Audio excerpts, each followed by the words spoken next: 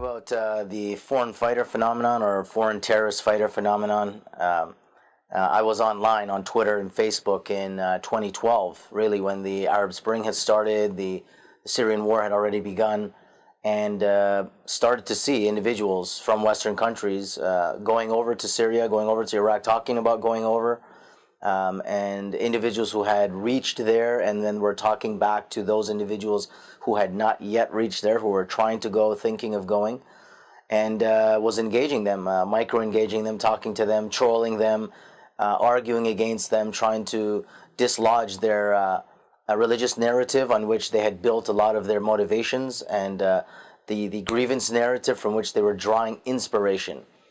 I see two things here. I mean, there's the hard aspect of fighting ISIS in Iraq and or Syria, and the soft aspect of what you're going to do online, in the public, even in the battle space, in the sense of influence activities or psychological operations, however you want to frame it.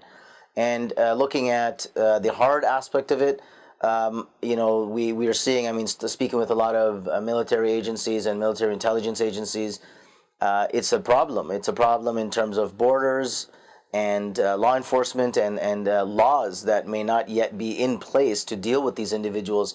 I mean, now we start to see, prevention laws. I mean, you can't go. They can take your passport. They can interdict you in those ways.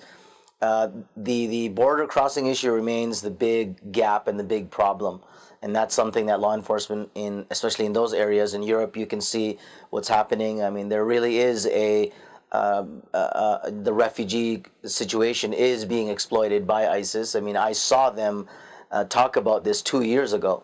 I saw, foreign fighters from Belgium, Europe, other countries in Europe, talk about how they were going to go back and commit attacks. And this was 2 years ago. So now we're playing catch up, even on the hard side. On the soft side of things, the counter messaging that I was doing, or the micro engagement that I was doing, this is just one side of the solution. And who's going to do it? How are you going to scale it? These are issues that are being asked by everyone nowadays.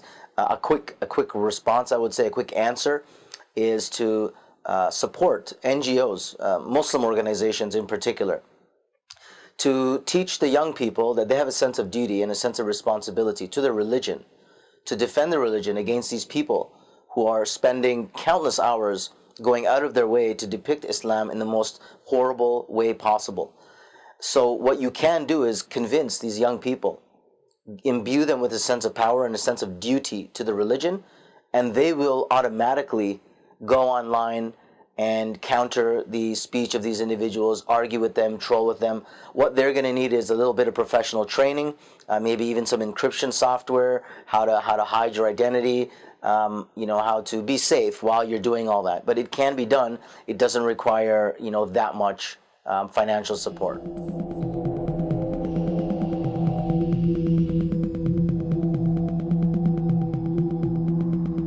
My domestic security intelligence experience begins in 2004.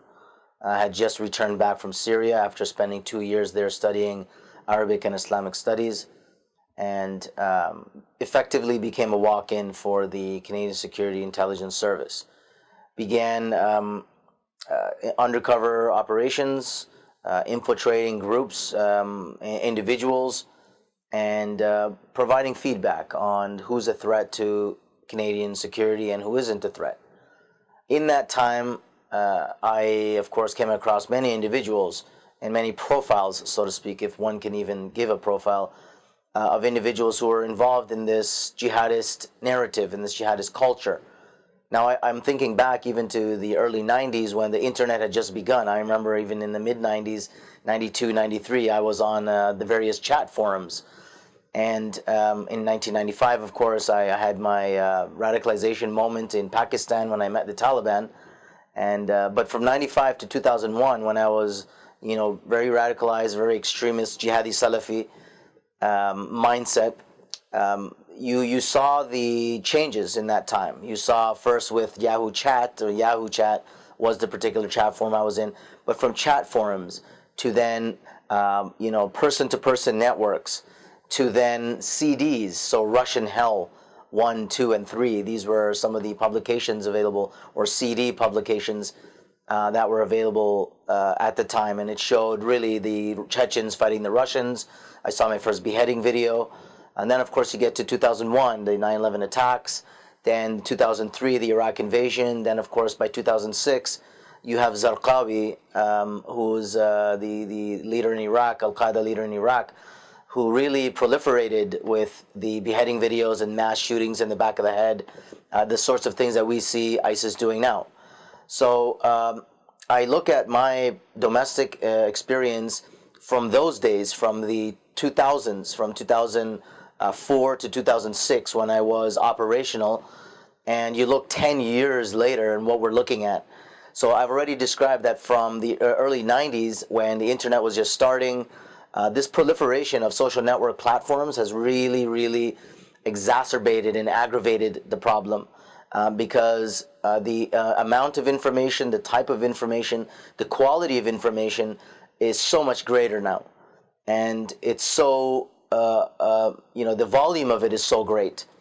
So what we're seeing now is a logical extension, really, of what I was doing in 2005. 10 years since, you've had a lot more homegrown plots. Now we're looking at individuals, who are returning back from Syria. We're also looking at people who are still in place in their countries, who have not yet been able to leave. Their passports have been revoked for whatever reason. Their parents are watching them a little more closely, and who can't go, but who feel that they've missed out by not going, and consider themselves to have a role to play here in the domestic context. So the mechanisms remain the same. Online network building, the bubble environment in which a person can increasingly become extreme in shorter periods of time. This is something that we're seeing a lot more now than we did before in the mid-2000s.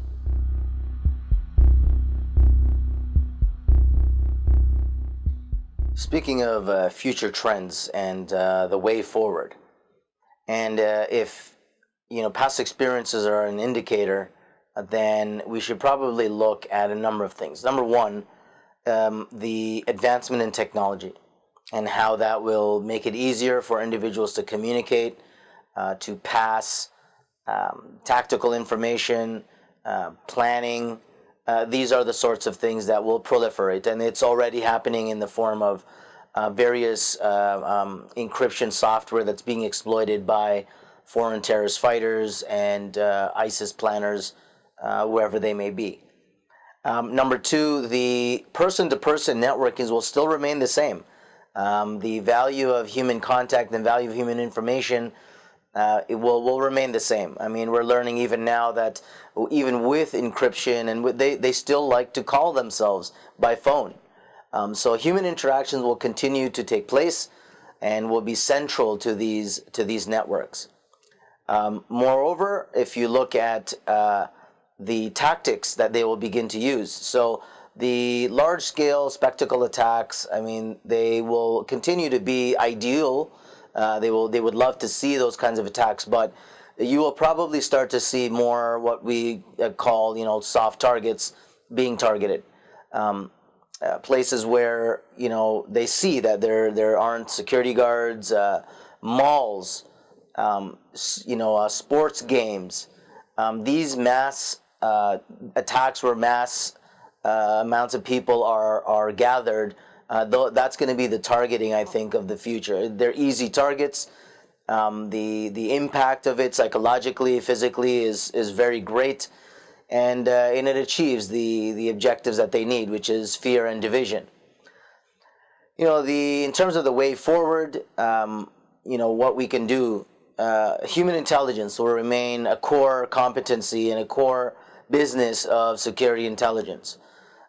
It's always easier said than done. I mean, in order to encourage people from the communities to come forward, to retain them, to make them feel like they're actually doing something good, it will be very important for source development units to understand this and to exploit this appropriately, so that they don't deal with insider threats, so they don't deal with individuals who feel who second guess that they're working with what they might perceive to be the kuffar enemy. These kinds of things need to be inculcated in source developers from the very beginning. In terms of technology, look, penetration into networks is going to be needed, whether it's done by government agencies or whether it's done by NGOs or other corporations or organizations. It will be needed. These are people who know how to hide, who want to hide, and the best disinfectant is always sunlight.